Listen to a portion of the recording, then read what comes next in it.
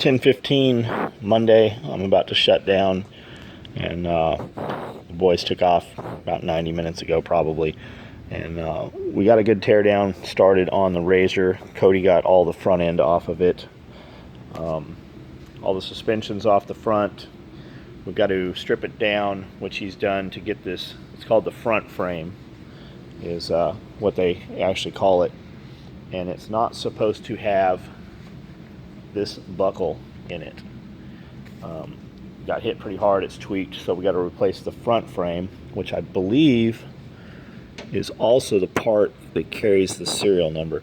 And then these are Super ATV arms. We broke the stock ones and just bought these in a pinch, and they shipped them. We literally had them in 2 days, and we broke them. And when we talked to Super ATV, they said, just send us a photo of the broken ones, no questions asked, we will send you a brand new pair. So we have a whole set of these Super ATV higher raised high clearance control arms and A arms, and they're going to give us a brand new set of them, or replace those two parts. These other side are still fine, and those will just be spares, or we'll give them to somebody that has an XP 1000, because we are replacing them with the Super ATV boxed arms, and then we've got the trailing arms and all the rear. So we're going to do the whole rear of the car at the same time. That's what's wrapped up there.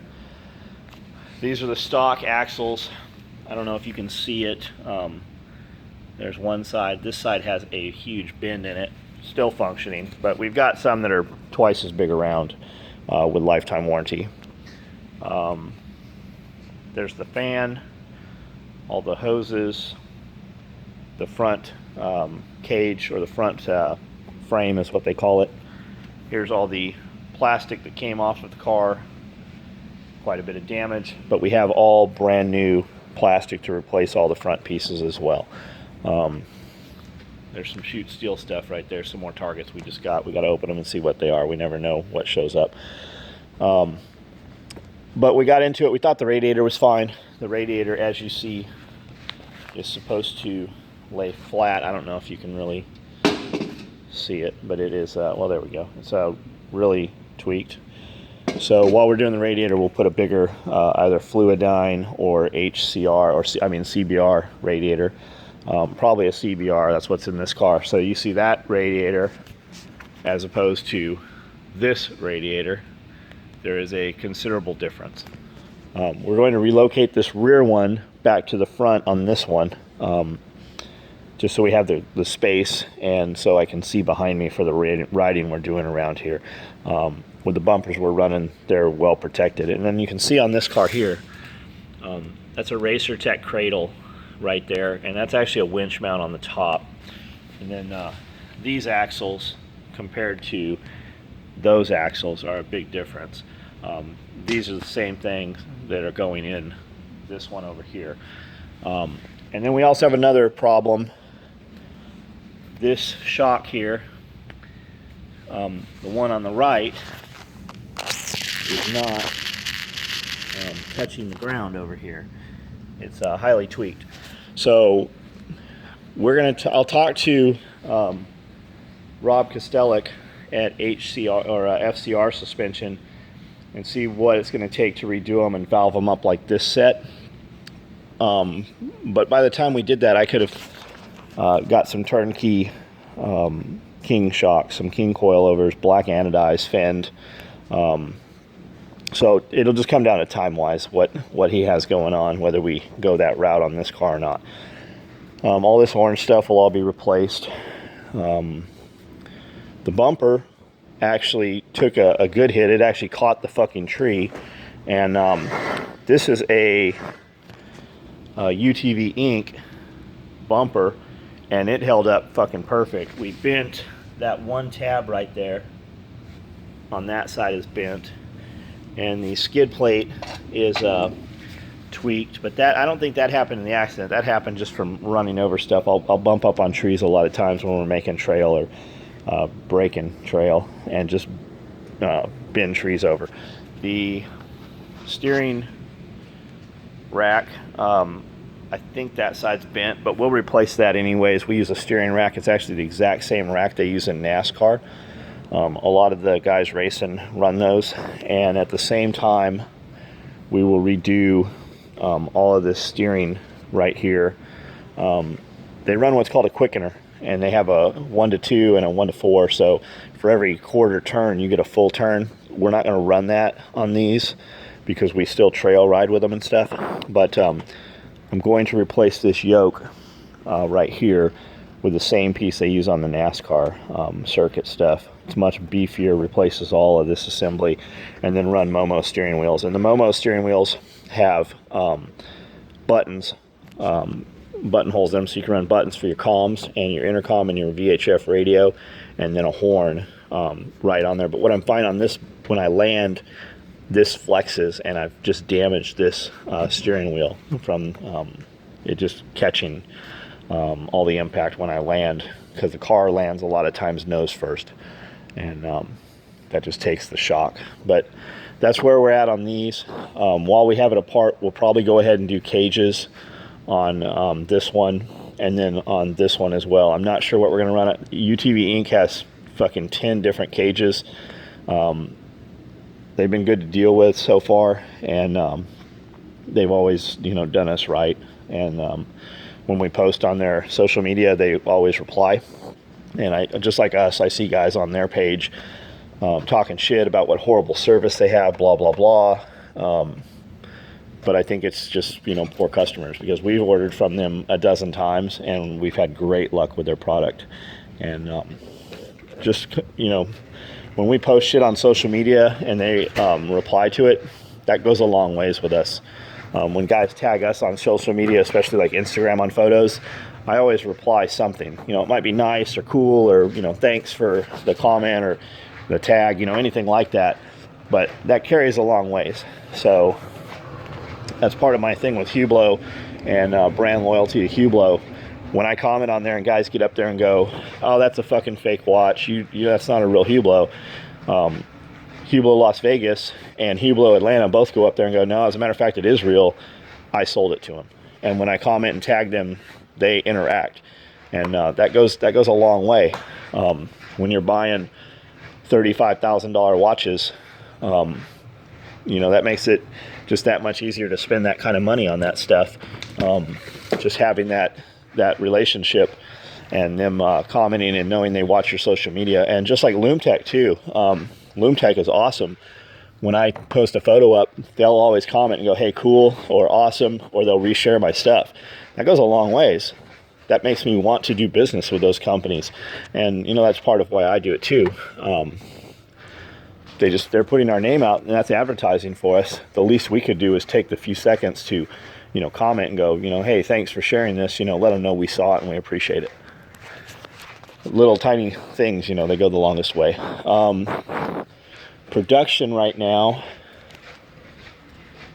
we have multicam visor covers starting, and they're starting to get the elastic. Those will be finished tomorrow morning. OD, I pre-sewed all these, threw all the Velcro on them, and those will probably get done tomorrow. A lot more sales cocks. We build the sales cocks as the orders are ready to go, as the product gets built, whatever's missing, and then they sit over there. All those boxes on the ground under that shelf, we'll see that in a minute. Those are all waiting on cocks. So these get built in 25 at a time. So these will get built tomorrow morning. These are Labor Day and the Cop Show. Like, we have been building Cop Show cocks every day.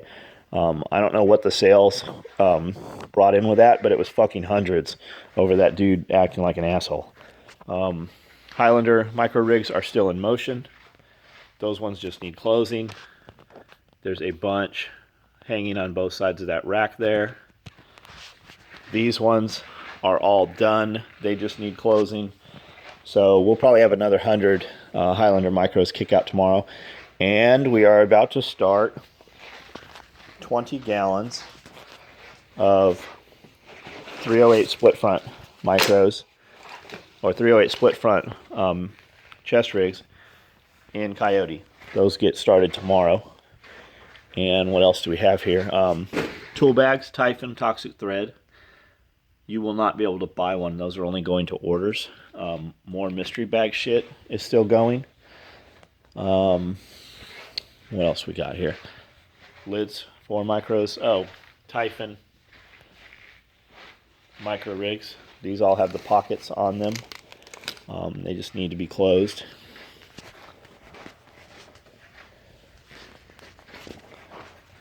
And I started pre-sewing. These are medical medical satchels. Don't ask to switch them on any of this shit. Don't send me an email yet asking if we can switch them, because we have to ship the orders. And you see them go up on Facebook, send an email. If you email us asking us to switch for something, it's happening. It happened 10, 15 times a day. Hey, can I switch for these multicam black super kit bags? When we post those things, they're gone. So if you're asking a couple days later, you're too late. Quad pistol mags, belt attach in Coyote, horizontal compact tear-offs.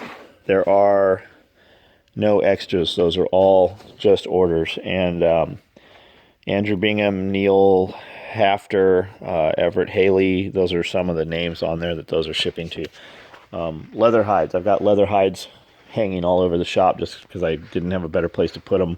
I really need to lay them out someplace so they don't crease and stretch. But I have a ton, literally thousands and thousands of dollars of leather hide we brought in.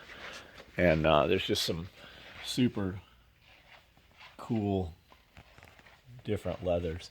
And some of this shit is soft and plush, but some of it is thick. So thick, some of our machines won't even sew it. The lift is not high enough. And I have a ton of these camo hides. I bought all of the camo hides that were available within the company, and I've got quite a few. I'm not sure what we're going to do with them yet, but we will do something.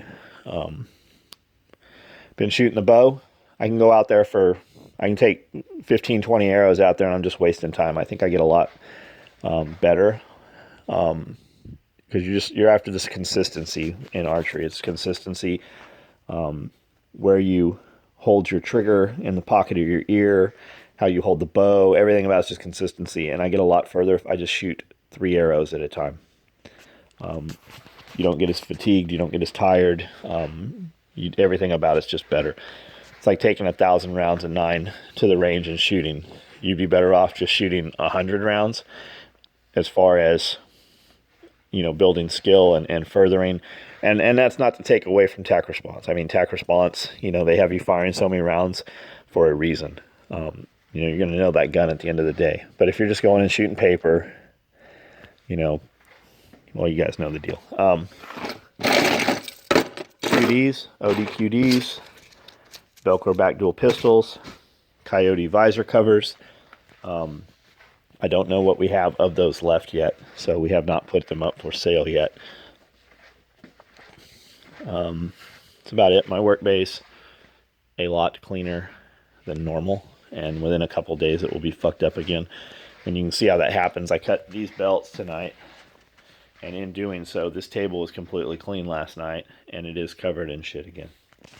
But it's all shit I use all through the day, so that's just how it is. When I work, it looks like the Tasmanian devil came through. In the last few minutes, I have, a bunch more emails.